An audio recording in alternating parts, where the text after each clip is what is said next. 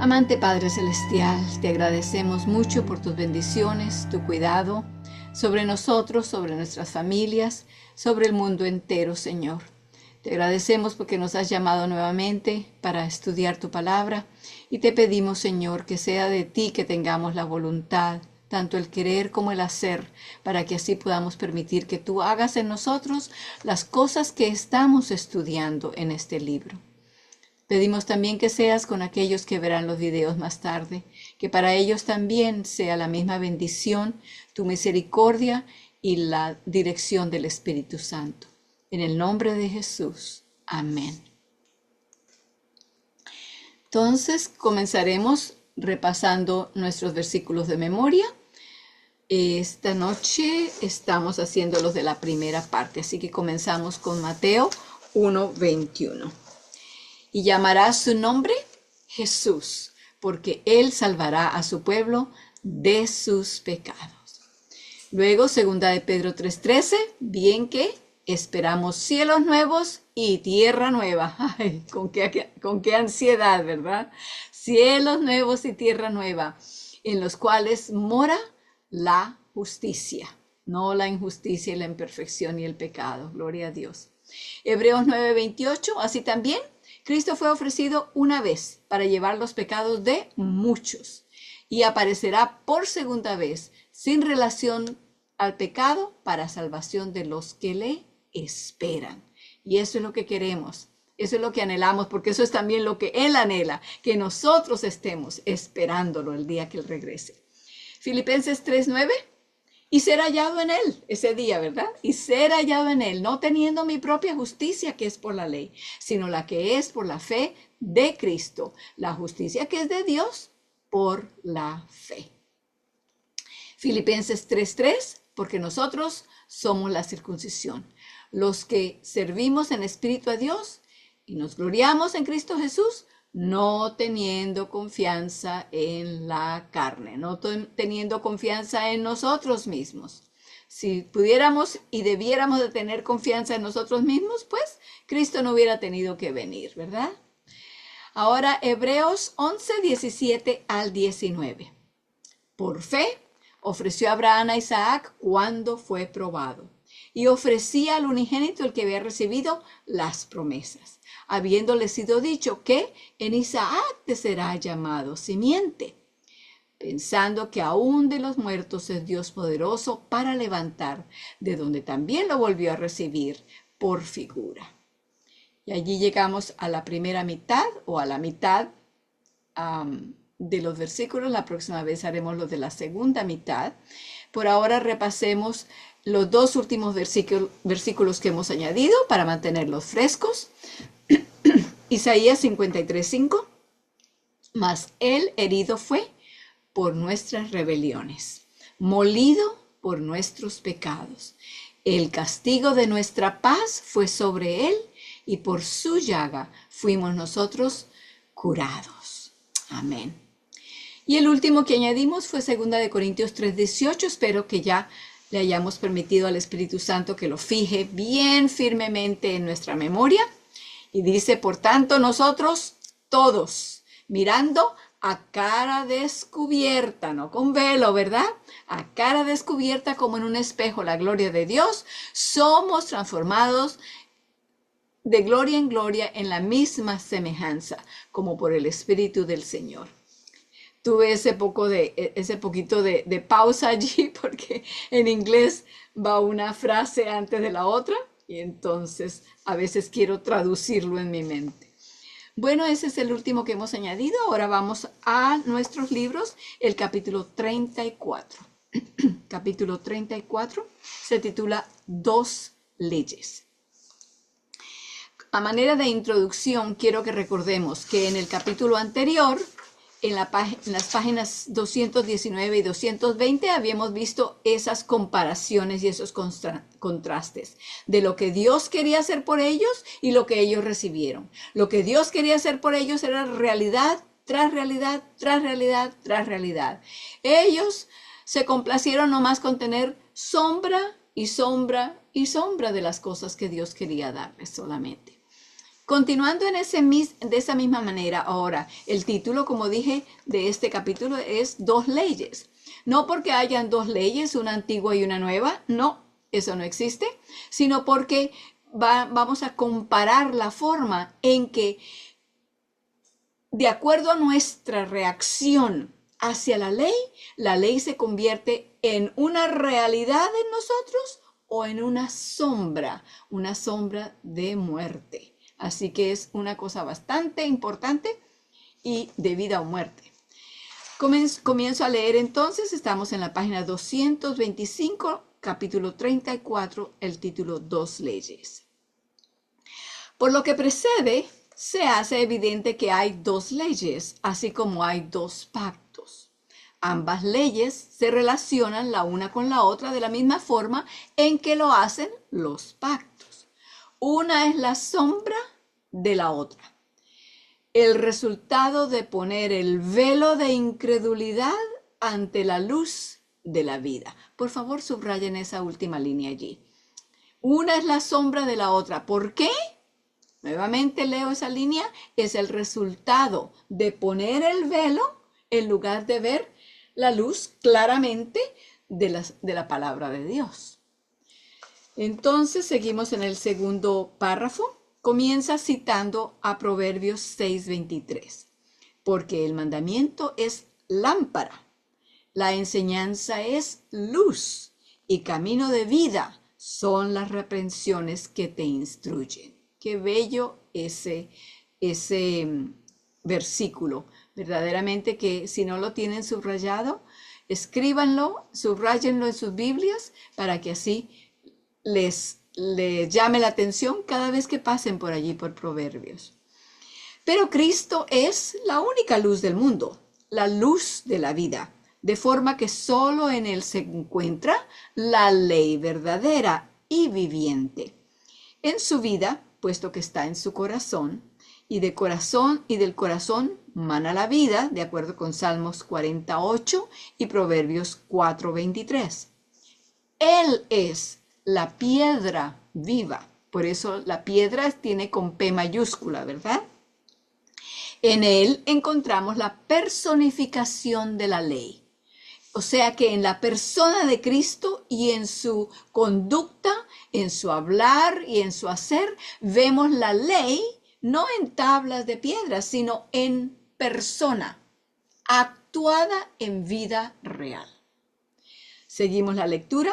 Él es la piedra viva y en él encontramos la personificación de la ley, lleno de gracia y de verdad. La ley, escrita en tablas de piedra, no fue más que la sombra de él, como digamos una foto de él, ¿verdad? Si bien una sombra exacta y perfecta, nos dice exactamente lo que vamos a encontrar en Cristo. Las primeras 3 líneas del próximo párrafo, por favor, subrayenlas. Aunque la ley escrita en tablas de piedra describe la perfecta justicia de Dios, no tiene poder para hacerse manifiesta en nosotros por más que así lo deseemos. La ley escrita en tablas de piedra o escrita en las páginas de la Biblia o en un cuadro colgado en la pared. Muy bonita, muy bella las palabras, son como una foto, una copia del carácter de Cristo, pero no nos puede dar la fuerza para hacerlas nosotros mismos. Sigamos porque allí viene una ilustración bastante bella. Dice, es débil como la carne, de acuerdo con Romanos 8:3. Y aquí viene la ilustración.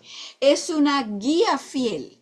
Guía allí en el inglés, que fue en el original, dice que es como una señal de vía, una señal de camino. Entonces sigamos leyendo y ahorita voy a explicar un poco más. Como una señal de camino que nos señala el camino, pero sin llevarnos por él. Por ejemplo, ustedes van por la carretera y ven una señal al lado que dice 130 kilómetros a Washington. Oh, nos faltan 130. Muy bien, pero ustedes siguen en el carro o en el vehículo que van hacia Washington. No pueden bajarse del carro y montarse sobre la señal que les dice que son 130 kilómetros a Washington y esperar que la señal los va a llevar a Washington. No, las señales no nos llevan a ninguna parte, solamente nos señalan o nos dicen cuánta distancia hay a ese lugar. De la misma manera, la ley de Dios es una señal de camino que nos muestra la distancia, que nos muestra el carácter de Dios, pero no nos puede transformar en el carácter de Dios. Espero que recordemos esa ilustración porque es bastante asociada con el concepto de lo que es la ley. Nos ayuda a entenderla mucho mejor y a ver que tenemos necesidad de Cristo. Cristo es el vehículo. La señal es solamente la ley. ¿Ok? Seguimos leyendo. Pero Cristo tiene potestad sobre toda carne, según Juan 17:2. Y en él encontramos la ley tan llena de vida que si simplemente aceptamos la ley, que la ley es buena, y confesamos que Cristo ha venido en la carne como tú y yo, se manifestará a sí misma en los pensamientos, las palabras y actos de nuestra vida, a pesar de la debilidad de la carne. Esto es absolutamente urgente e importantísimo. Vuelvo a leer. Esa ley que leemos en la Biblia y cuando leemos de la vida de Cristo, si permitimos que Cristo more en nosotros, si creemos que Él vino en carne y sangre como tú y yo, entonces, ¿qué va a pasar? Se manifestará esa vida de Cristo en los pensamientos y las palabras y actos de nuestras vidas, a pesar de la debilidad de la carne. Hago la pausa para permitir que esto se asiente en nuestra memoria, en nuestro cerebro, en nuestro pensamiento. Es profundo, pero el Espíritu Santo nos ayuda a entender, y no solamente a entender, sino a desear recibirla y a decirle al Señor, sí, eso es lo que quiero, Señor, hazlo en mí. Como digo siempre, no es esto una acción de una sola vez. Todos los días, al despertarnos por la mañana, es lo primero que debemos hacer, pensar y decirle al Señor, si no en voz alta en nuestras mentes, Señor, quiero que seas mi maestro de este día. Quiero que seas el Señor de mi vida. Me entrego a ti para que se haga en mí solamente tu voluntad.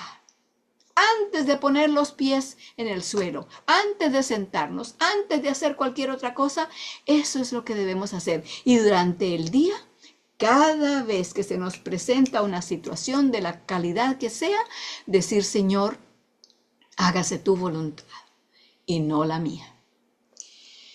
El último párrafo de esa página 225, para aquellos que solamente conocen la ley tal como está escrita en una página y por consiguiente creen que a ellos les toca la tarea de cumplirla, que es una ley de obras, pues no pasa de ser de allí, ¿verdad?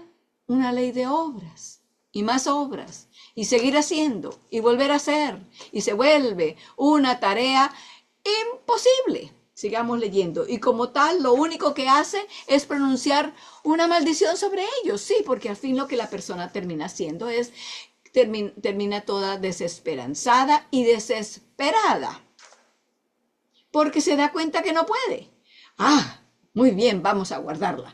Una ya hice esa. Número 2 también la tengo. El número 3, y no voy a tomar el nombre de Dios en vano. Y por aquí voy por la número 4. Voy a guardar el sábado. Y el número 5, a honrar a mi papá y a mi mamá, a mis progenitores, y etcétera, etcétera. Ya vamos, y sin matar, y sin decir mentiras, y sin cometer adulterio. Y cuando llegamos al número 9 o al 10, ya nos damos cuenta que quebrantamos el primero, el segundo, el tercero, el cuarto, el quinto. Nos damos cuenta que ya matamos. ¿Cómo? ¿Matar? No. ¿Y qué sucede cuando hablamos mal de una persona o pensamos mal de ellos? ¿Qué pasa si pasamos un rumor, una historieta de alguien a otra persona? Estamos matando la reputación de la persona. Sin meter un cuchillo en la carne de nadie, con nuestra propia lengua, estamos matándolos. Así que la persona llega a desahuciarse a sí misma, porque se da cuenta que no puede, y entonces lo que muchos hacen es, lamentablemente, que dicen, no, ¿esto para qué? Y lo dejan a un lado y se olvidan de ella. Eso no sirve para nada. Qué lástima, sigamos leyendo porque hay esperanza, hay una esperanza grandísima, poderosa. Pero para quienes conocen la ley en Cristo, y ahí está la diferencia, en Cristo es una ley de fe que proclama la bendición del perdón y de la paz. Reconocida solamente tal como está escrita en tablas de piedra o en un libro como en la Biblia, es una ley de pecado y de la muerte, de acuerdo con Romanos 8:2. Ya volvemos a ese punto en un momento. Porque el aguijón de la muerte es el pecado y el poder del pecado es la ley, de acuerdo con 1 Corintios 15:56. Pero, y gracias a Dios que hay un pero allí, pero reconocida en Cristo. Háganle un círculo a la palabrita pequeñita. En Cristo es la ley del Espíritu de vida. Y el Espíritu vive a causa de la justicia. Romanos 8, 2 y 10. Vamos a nuestras Biblias. Vamos a Romanos 8. Ya sabemos que está en la segunda parte de la Biblia. Romanos capítulo 8. Porque allí fue citada una parte, una frase allí de ella, pero vamos a tener esta comida completa. Romanos capítulo 8, versículos 2 al 4. Versículo 2 al 4 de Romanos 8.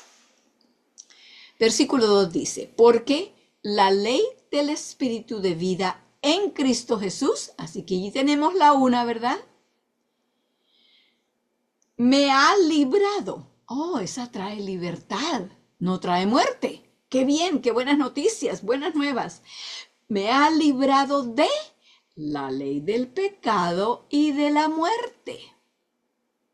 Versículo 3. Porque lo que era imposible a la ley, por cuanto era débil por la carne, sí, la ley no me puede limpiar, no me puede lavar la cara, no me puede peinar el cabello. La ley es como un espejo que apenas me puede mostrar lo que hay errado y puede decirme si al estarme peinando lo estoy haciendo bien o no lo estoy haciendo bien. Pero eso es todo lo que la ley puede hacer. Y es fiel en hacerlo. No solamente es fiel, es honesta en hacerlo, pero no me puede cambiar. Seguimos allí en el versículo 3 nuevamente, porque lo que era imposible a la ley hacer, por cuanto era débil por la carne. Nosotros somos débiles. La ley puede tener todas las palabras bellas y perfectas y correctas y exactas, pero no puede hacer que se cumplan en mí. ¿Por qué? Porque mi carne, mi ser es débil. Mi voluntad es tan débil que tengo que tener la voluntad de Cristo en mí para que se pueda llevar a cabo. No para que la haga yo, sino para que la haga Él. Seguimos. ¿Qué hizo Dios entonces? Porque estaba teniendo que ver con esto, que la ley no podía. Bueno, ¿qué hizo Dios?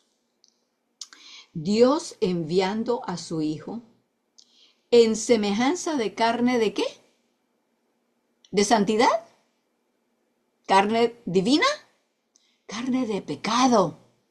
carne de pecado. Ah, están hablando nuestro lenguaje, ¿verdad? Eso es lo que tenemos nosotros.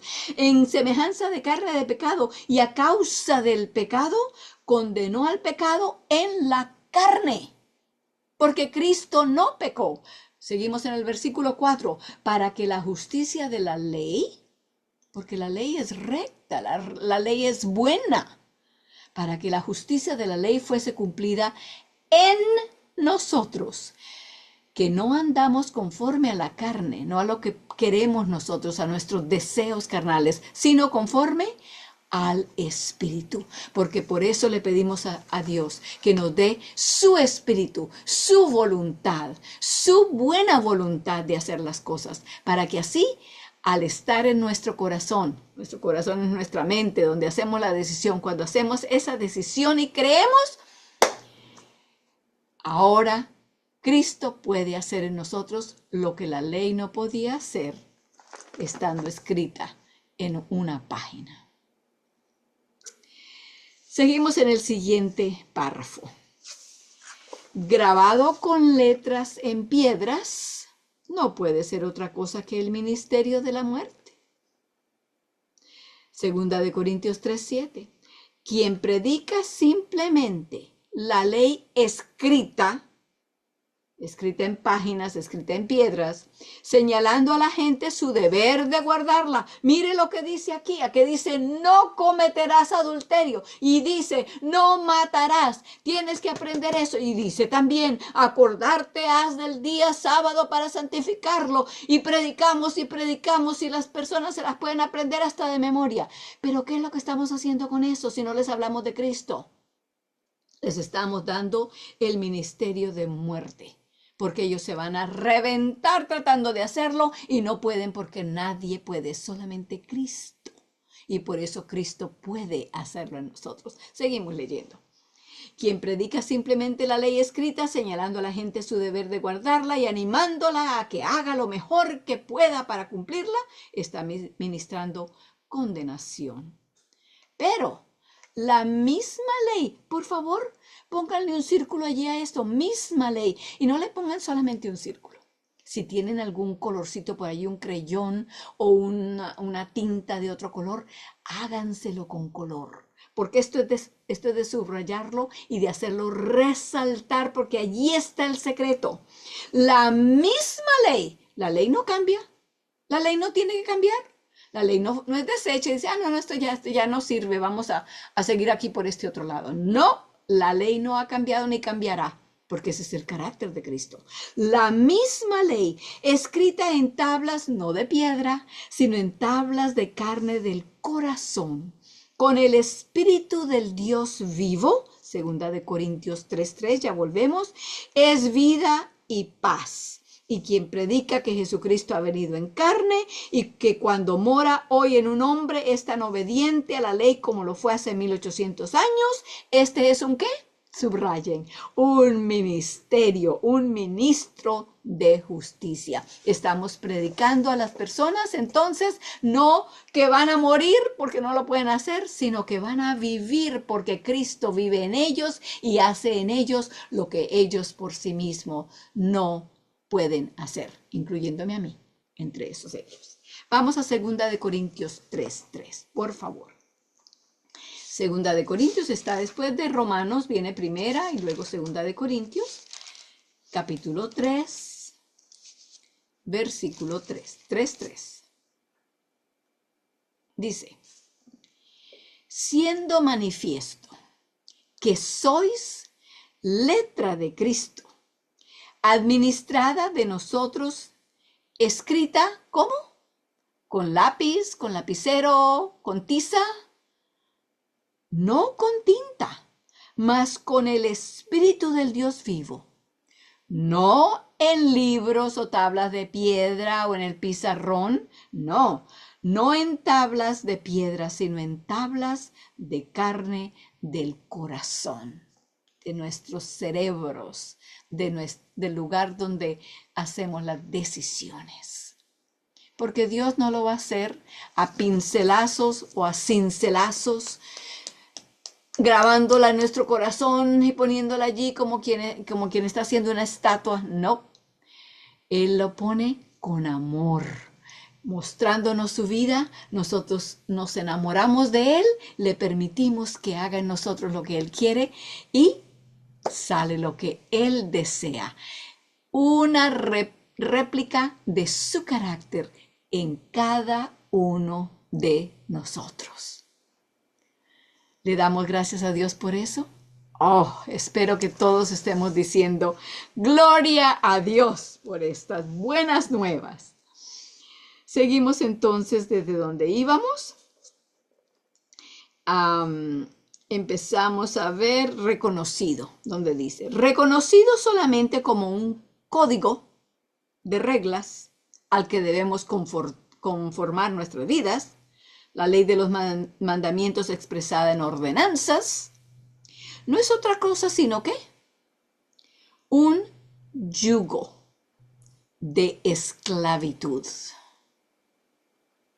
Porque los mejores esfuerzos para guardarla son en ellos mismos solo pecado, ya que la Escritura lo encerró todo bajo pecado. Y la Escritura nos dice que nuestras justicias, nuestras buenas acciones son como ¿qué?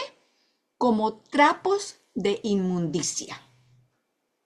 Así que nuestras propias acciones, por mucho esfuerzo que le pongamos y voluntad, es que ahora sí, aunque me cueste lo que me cueste, aunque lo hagamos, no sirve de nada, porque nuestras acciones a los ojos de Dios son simplemente como trapos inmundos, sucios y hediondos. Los mejores esfuerzos para guardarlas son en ellos mismos solo pecado, ya que la Escritura lo encerró todo bajo pecado. En serio, ¿qué es esto? Qué cosa tan importante que entendamos. Allí el libro nos dice que no es otra cosa sino un yugo de esclavitud. ¿Sabemos lo que es un yugo? Las personas hoy en día no conocen mucho el yugo, especialmente en los países más desarrollados, porque ya lo que hay son máquinas que pueden hacer toda la obra de la siembra y la cosecha y todo aquello. Pero el yugo era muy importante en el tiempo que Cristo vivió aquí en la tierra y en los tiempos anteriores, porque el yugo era lo que se le ponía a dos animales, fueran dos vacas o dos bueyes o lo que fueran los animales que fueran a arar, alando el arado para poder arar la tierra y hacer los surcos. Se les ponía ese yugo, que es esencialmente como, digamos, una tabla grande con dos huecos, en los cuales se ponía la cabeza de un animal en uno de los huecos y la cabeza del otro animal en el otro, con el propósito de que al andar para hacer los surcos fueran juntos y no fueran a terminar los surcos como en S, como una carretera con muchas curvas, porque así no podían plantar. Entonces, allí con este yugo, no podían simplemente irse para donde querían, a menos que arrastraran al otro. Y claro, este tal vez quería ir para allí y el otro para allá. No, tenían que seguir juntos. Entonces, esto llega a ser un yugo de esclavitud. Pero aquí vienen otra vez las buenas nuevas. Abramos nuestras Biblias al libro de Mateo. Mateo, capítulo 11, versículos 28 al 30. Porque hasta una invitación tenemos de Dios para que podamos entender esto, de este tema que estamos hablando. Por nosotros mismos, un yugo. Mateo 11, 28 al 30. Una invitación. ¿De quién es la invitación? Dice, venid a mí todos los que estáis trabajados y cargados, que yo os haré descansar. No es que yo pensaré en ver a ver si por si acaso decido que posiblemente alguna vez les pueda dar descanso. No, yo os haré descansar. Eso es firme, así va a suceder. Sigamos en el versículo 29, que aquí viene el tópico. Llevad mi yugo sobre vosotros. ¿Y aprended de quién? ¿De vosotros mismos? ¿Del vecino? ¿De la persona que se sienta al lado suyo en la iglesia o en la escuela? Aprended de mí, dice Jesús, que soy manso y humilde de corazón, y hallaréis descanso para vuestras almas. Y aquí viene el secreto, versículo 30, porque mi yugo es fácil y ligera mi carga. O liviana quiere decir eso allí, liviana mi carga. Así que el Señor nos dice, yo sé que esto escrito simplemente en una página o en tablas de piedra, ustedes no lo pueden hacer, pero les digo qué vamos a hacer. Vengan conmigo, vengan y pongan su cabeza en uno de los huecos del yugo y yo en el otro, y van a ver que mi yugo es fácil, mi carga es liviana. ¿Por qué? Porque Él lleva el peso.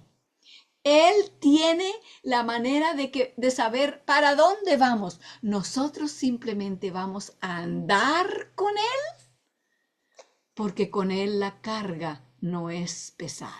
Ya no vamos a estar con que tengo que hacer esto y no puedo hacer lo otro y se me olvidó hacer aquello. No, porque Cristo nos lleva precisamente por el camino donde debemos ir. Y no llevamos el peso, no se vuelve un yugo de esclavitud, se vuelve un camino de alegría, de amistad, de facilidad, de vida eterna. De eso es que se vuelve. Sigamos leyendo. Donde decía que no es otra cosa sino un yugo de esclavitud, porque los mejores esfuerzos por guardarla son en ellos mismos solo pecado, ya que la Escritura lo encerró todo bajo pecado, y en cada obra hecha según nuestra propia justicia, la ley no hace sino afirmar su presa sobre nosotros y engrosar los barrotes de nuestra prisión. Nos sigue señalando, no lo hiciste bien, mira, fallaste aquí también. Pero con Cristo no tenemos ese problema, porque no nos va a llevar por el camino errado, ¿verdad? Pero el Señor, aquí dice, pero el Señor es el Espíritu, y donde está el Espíritu del Señor, allí hay ¿qué cosa? ¿Yugo? Allí hay libertad. Vamos a 2 Corintios 3:17. 2 Corintios, ya estábamos allá antes, espero que lleguen con facilidad otra vez allá. 2 Corintios 3:17. Vamos a leer también el versículo 19. 2 Corintios 3:17 y 2 Corintios 3:17 y yo puse aquí, y 18, perdón, no hay 19. Ok, seguimos pues ahora leyendo. Dice, porque el Señor es el Espíritu, y donde hay el Espíritu del Señor, allí hay libertad.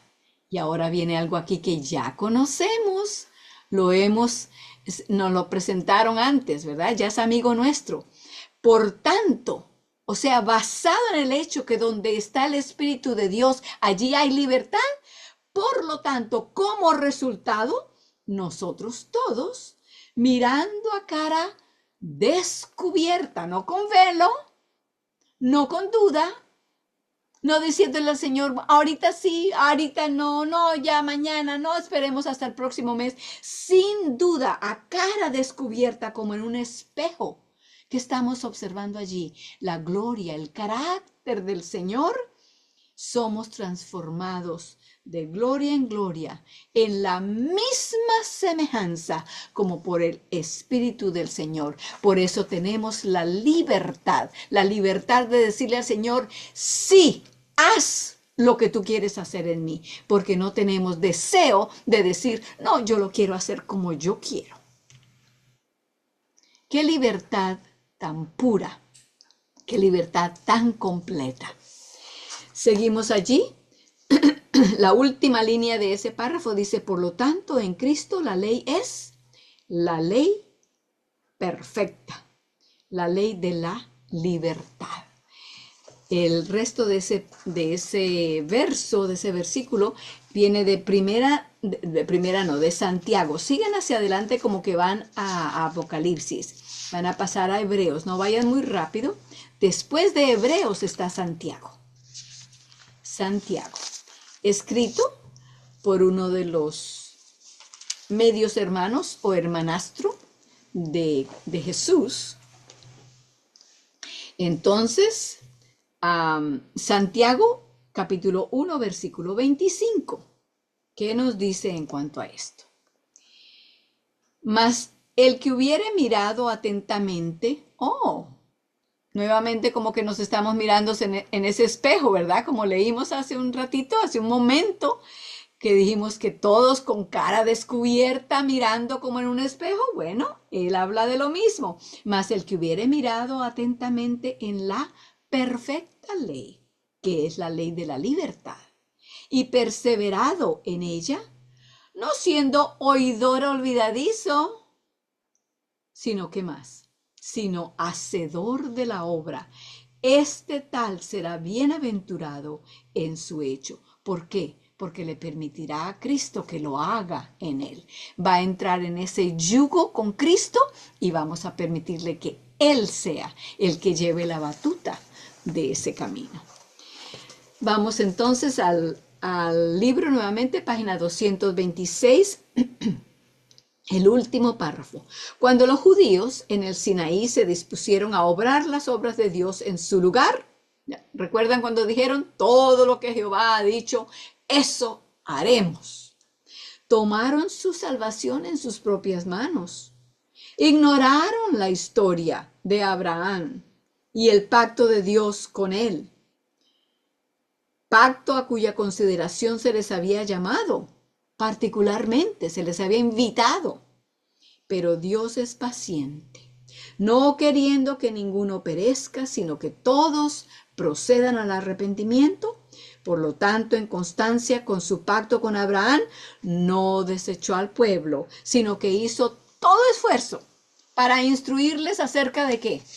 Acerca de sí mismo, de él mismo y de su salvación, valiéndose incluso de la propia incredulidad de ellos. ¿Cómo así? ¿Qué hizo?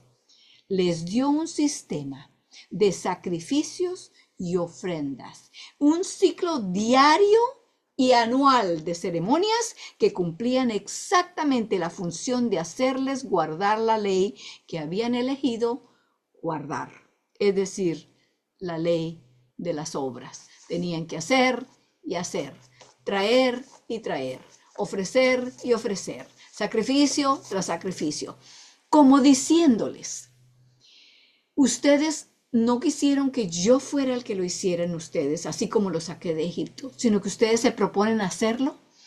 Les voy a dar algo que les va a ayudar a ver que en ese hacer y hacer y hacer solamente va a haber un esfuerzo que no va a llegar a ninguna parte. Y tal vez así se darán cuenta de que no pueden, no los lleva a ningún lugar. Se han encaramado sobre la señal que les dice son 130 millas o kilómetros hasta Washington y se montaron en la señal para que la señal los llevara. La señal no los lleva a ninguna parte, pero les dice en qué camino es y cuántas millas o cuántos kilómetros. Así es la ley. Y entonces él dijo, bueno, entonces ahora, para que se den cuenta que la señal no los va a llevar a ninguna parte, que caigan en la cuenta de que lo que les estoy diciendo es que yo lo puedo hacer. Yo que lo prometí, soy el único que lo puedo cumplir. Un párrafo más. Desde luego ese sistema de sacrificios no podía salvarlos, subrayen esto, más de lo que podía hacerlo la quebrantada ley de las obras sobre la que se erigió. Subrayen esas 2 líneas y medias. Todo aquel que tuviera el entendimiento suficiente como para reconocer la naturaleza del pecado y la necesidad de expiación, tenía la clara noción de que el perdón y la justicia no podían jamás obtenerse mediante las ceremonias relacionadas con el tabernáculo. El ofrecimiento mismo de un sacrificio indicaba que la muerte es la paga y fruto del pecado. La paga del pecado es muerte, ya sabemos de memoria, ¿verdad? Pero era evidente para todos que la vida de un cordero, macho cabrío o carnero no tenía el valor equivalente a la propia vida de un ser humano. Por lo tanto, ninguno de esos animales, ni tampoco todos ellos juntos, podían responder por la vida de un solo hombre. Ni millares de carneros, ni siquiera el sacrificio de un ser humano podía expiar por un solo pecado. Allí habla de Miqueas 6 y 7. Vamos a dejar eso para la próxima vez. Marquen sus libros para que sepan dónde terminamos hoy. Les invito a que nos pongamos de rodillas para agradecerle a Dios por su plan infinito y perfecto y amoroso.